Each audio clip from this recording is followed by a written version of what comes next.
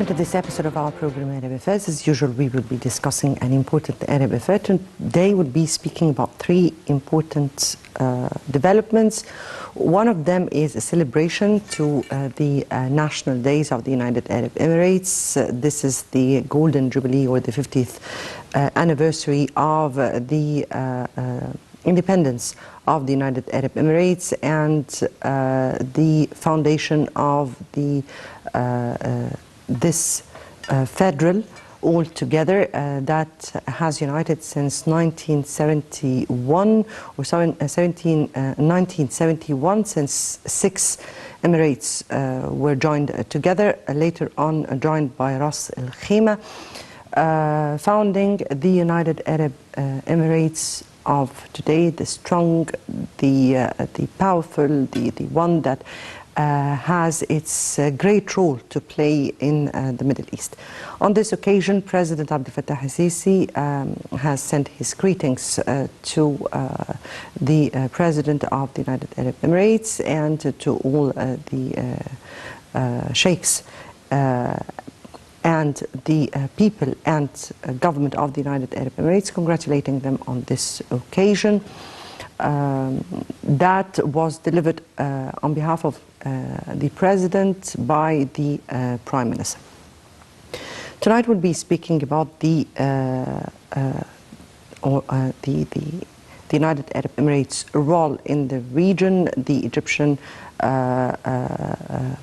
relations with the United Arab Emirates and the Arab relations, the Egyptian Gulf relations, all this within the context of the celebration or the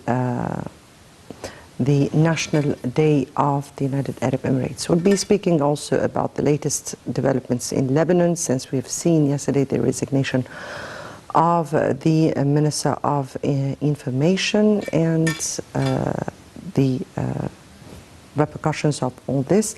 Later on, we'll be speaking about the status of Al-Quds and Al-Golan presented by Egypt to the UN General Assembly in 2 draft resolutions. We'll be speaking about all of that. Before we delve into our discussion, let's first have a quick look on the Arab news that took place during this week, and we'll come back for more discussion.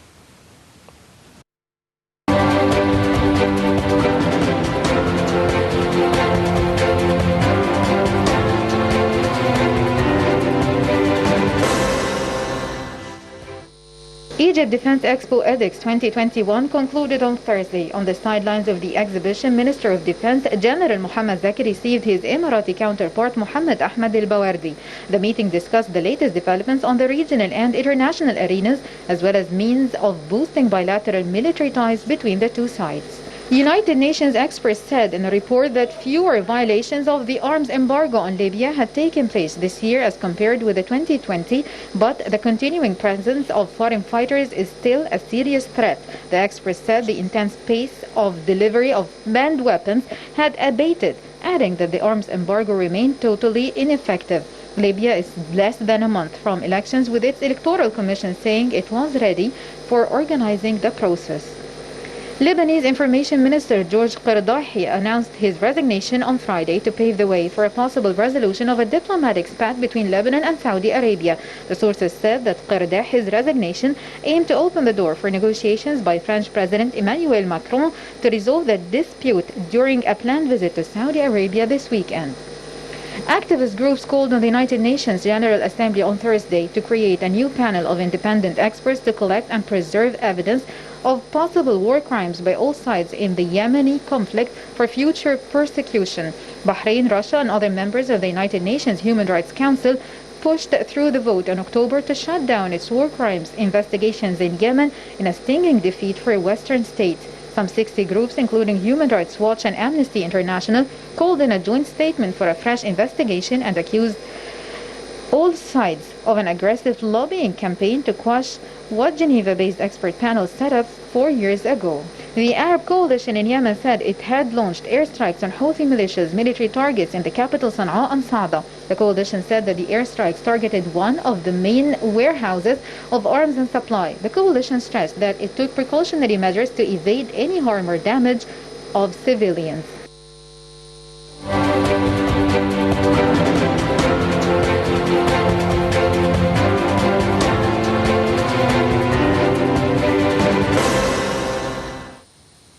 All right, welcome back. And returning back to our topic, where celebrations for the United Arab Emirates' half-century birthday have been running from April 6th and continues till March 31st of 2022, as they fall amid the United Arab Emirates hosting the Expo 2020. There was our Prime Minister, Dr. Mustafa Madbouli, was the first to congratulate the United Arab Emirates for this occasion and convey the message of President Abdel Fattah al-Sisi.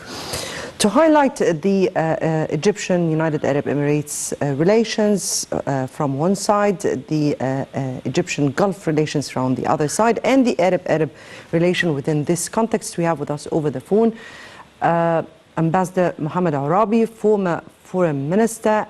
Good evening to you, sir. Hi, good evening. Right. We're speaking today as we are celebrating or congratulating the United Arab Emirates for their celebration of half a century. Let me see or you reading to the Egyptian United Arab Emirates relations and the United Arab Emirates role in the region. Yeah, so I think we should also start by talking about the example of the state of the United Arab Emirates, because I think they demonstrate for the last, let us say, 50 years that this country or this is a land of tolerance and stability and welfare for the people. So I think it was a good example for the Arab countries and even the Asian countries, because of course the United Arab Emirates in the Asian continent. So in the beginning, we should praise their efforts to have a very important and also moderate and modern state for the last few years. And I think this is, one of the good things which happened to the United Arab Emirates under the leadership of Sheikh Zayed and also his sons after that. So this country is one of the good examples how people can live together and how people can understand each other and accept each other. So I guess it was, a good example for many other nations. And if we talk about the relation between Egypt and United Arab Emirates, I think it's also a very unique relationship, deep and profound in different fields. And I think everybody can discover that. And I think the two countries also, they are the pillars of stability for the Arab world and for the national security of both of them.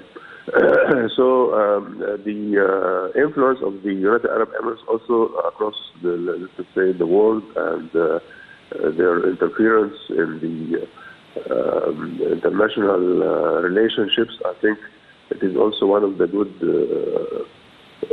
models of how the country can be influenced and how a country has a sort of voice and even wise voice in different issues, and they can also tackle many thorny issues in the world.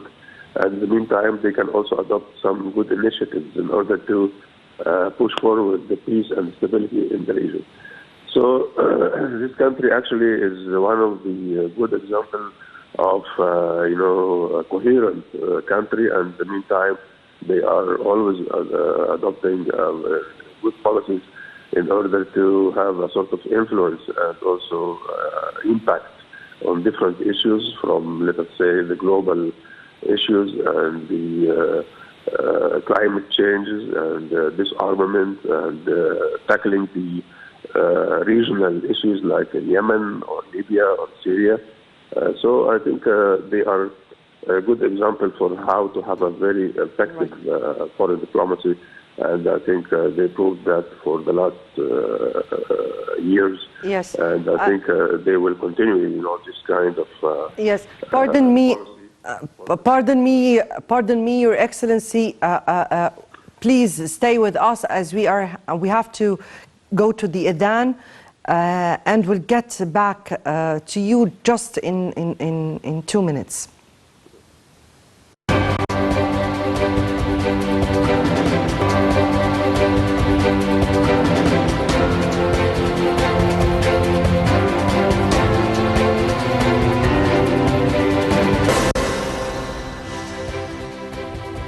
Right, we're back again, and back to you, Your Excellency Mohammed Al-Arabi, former minister, and we were speaking about the United Arab Emirates. Let me here say that the Egyptian United Arab Emirates is a role model for the relations, or for what should be relations between Arab brothers.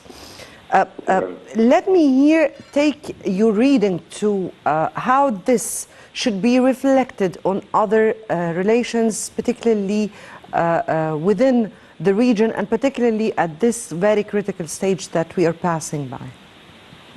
Well, I think, we can give the impression that dialogue and understanding is the best way to solve any critical issues between two brotherly countries. And I think this is the way which we are handling our relationship with the United Arab Emirates and some other Arab countries also. We have always, deep discussion and exchange of views and trying to reach common strategies in different issues. So I think this is the right thing, is to have dialogue and to discuss everything in a very good manner, and trying to reach solutions without any kind of stress, or let's say exchanging some press or media campaigns. I think this is not a good thing to do.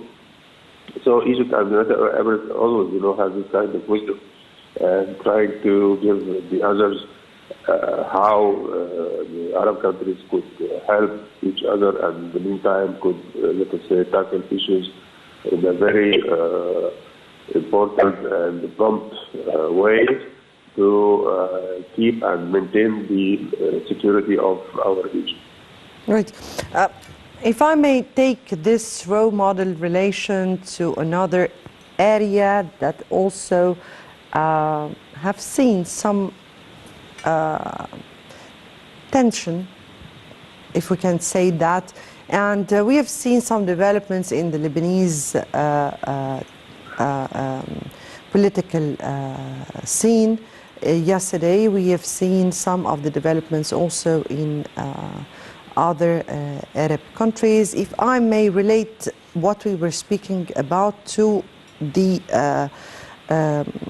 relations among Arab brothers at this upcoming stage.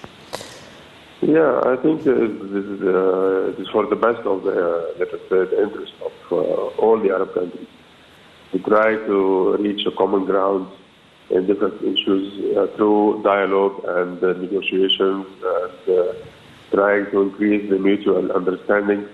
I think this is the right thing to do, and in the meantime, it is for, let us say, the interest of all the Arab nations, is try to pave the way always, for more understanding, and try to eliminate some issues which might cause some trouble or tension between the Arab countries. So this kind of small things, I think it should be solved in the right way. And I think we, let's say, maintain a good leaders, and they have also kind of wisdom to serve their people and their countries.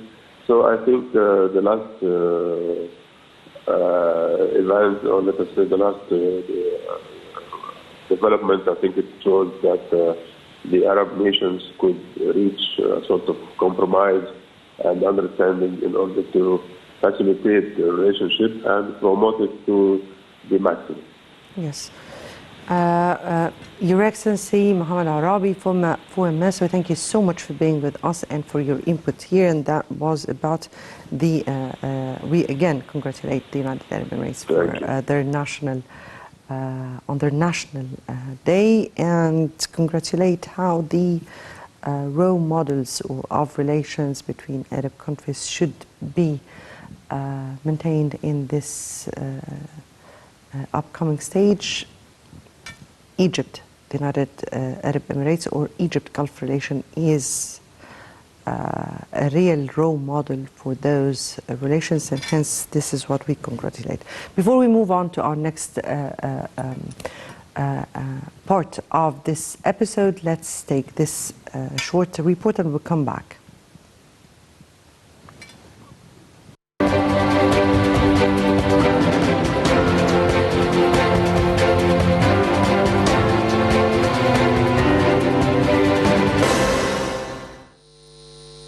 Scores of protesters closed major roads in different parts of Lebanon to express anger against the country's political class amid a worsening economic crisis and harsh living conditions. The road closures with burning tires were seen mainly in the capital Beirut, the northern city of Tripoli, the southern port city of Sidon, and the eastern Bekaa Valley. Lebanon's economic crisis deteriorated in recent weeks, with the Lebanese pound hitting new lows of 25,800 to the US dollar, eradicating purchase power of most of the country's residents who get paid in pounds. The minimum monthly wage is £675,000 or $27. The government ended subsidies to fuel products this summer, leaving many unable to afford transportation fees. Earlier this month, the health ministry reduced subsidies to some medicines, putting the lives of poor people in danger amid a surge in medicine prices. Deep divisions over the judge leading the investigation into last year's massive port blast at Beirut's port have stalled the work of the government that has not met since October 12th. Lebanon's economic meltdown that began in late 2019 has left more than three-quarters of the country's 6 million people, including a million Syrian refugees, live in poverty. The crisis has been described as one of the worst in the world, has witnessed since the 1850s.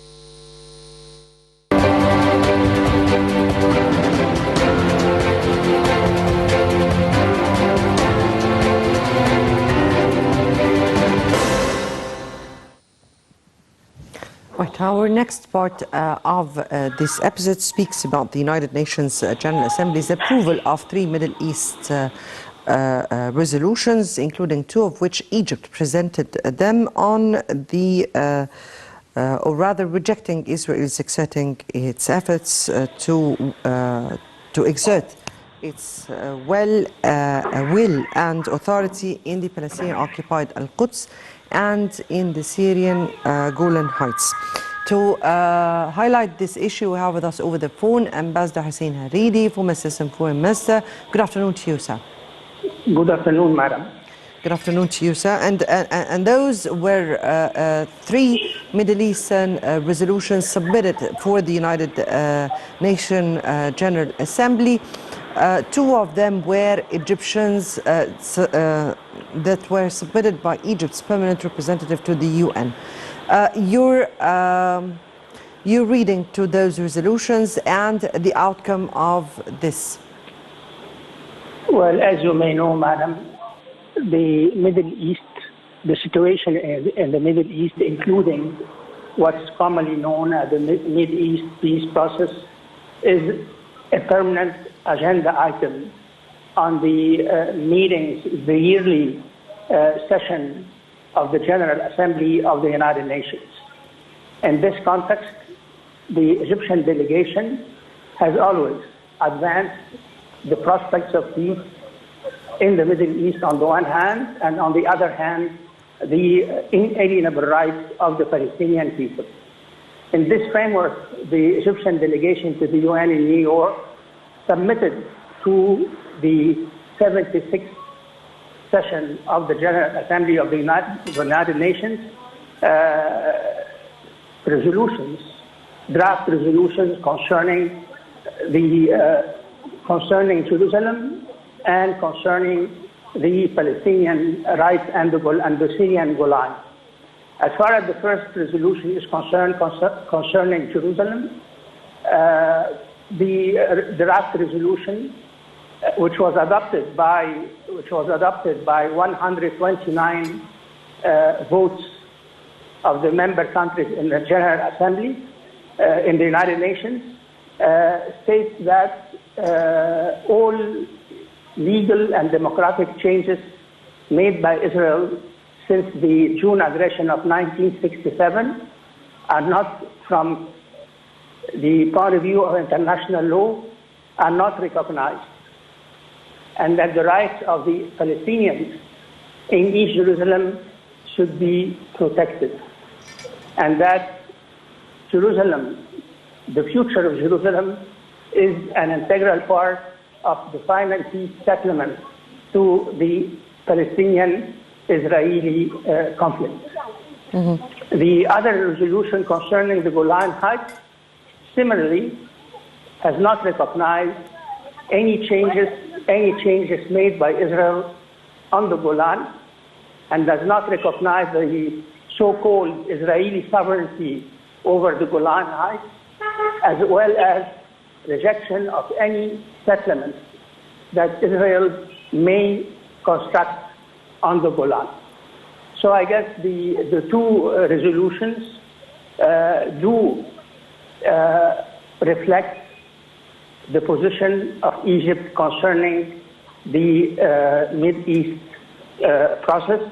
And as far as timing is concerned, I guess it was timely for the Egyptian delegation in the United Nations in New York to highlight the importance of respecting whether the General Assembly resolutions or the Security Council resolutions concerning Jerusalem and the Golan Heights at a time when Israel is reaching peace agreements with some countries in the Middle East at the expense of the Palestinian rights and at the expense of reaching a diplomatic solution to the Mid-East conflict. Exactly. That is a very important point that you pinpointed your finger on. At the backdrop, those resolutions are coming at the backdrop of peace negotiations that all parties concerned have been trying to push forward. From your point of view, how would implementing such resolutions on the status quo of Al-Quds and Al-Golan Heights on the ground pave the way for a more positive atmosphere for peace negotiations? Well, Madam, if we speak about implementation, if we reach the stage of implementing the various Security Council and General Assembly resolutions concerning the Mid-East conflict, then that would be in fact, that would be the diplomatic solution to the conflict. These resolutions, the importance of these resolutions, and the wide acceptance by the international community of their content is a reminder to the Israelis and to the international community that there is a very serious problem in the Middle East, and the principles of diplomatic solutions are such, like the wording of the two draft resolutions or the two resolutions adopted by the General Assembly last week concerning Jerusalem and the Golan Heights. Mm-hmm. The importance of these resolutions lie in the fact not only that they are the basis for this peaceful settlement of the conflict in the region, but also that to refute and to reject the Israeli argument that Jerusalem will remain the eternal and the undivided city for the state of Israel, and that the Golan Heights are Israeli territory. Indeed. So this, as far as personally speaking, I guess this is where the importance of these resolutions lies.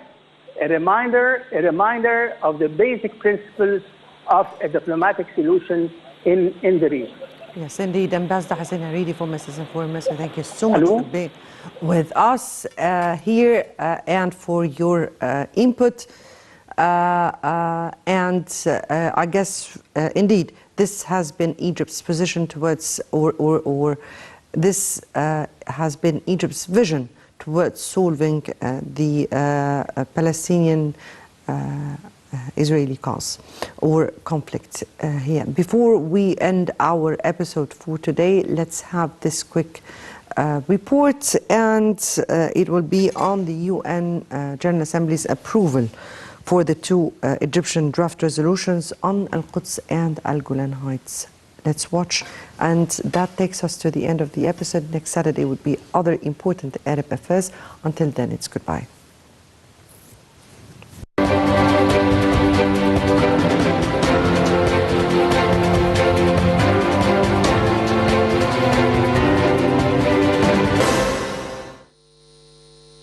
The United Nations General Assembly approved 3 Middle East draft resolutions, 2 of which were presented by Egypt, rejecting Israeli efforts to exert its will and authority in the Palestinian-occupied city of Al-Quds and Syria's occupied Golan Heights. Permanent representative in the United States, Osama Abdel Khalid, said a majority of 129 votes approved the Egyptian drafted resolution on Jerusalem, while the resolution on the Golan Heights was approved by 94 votes.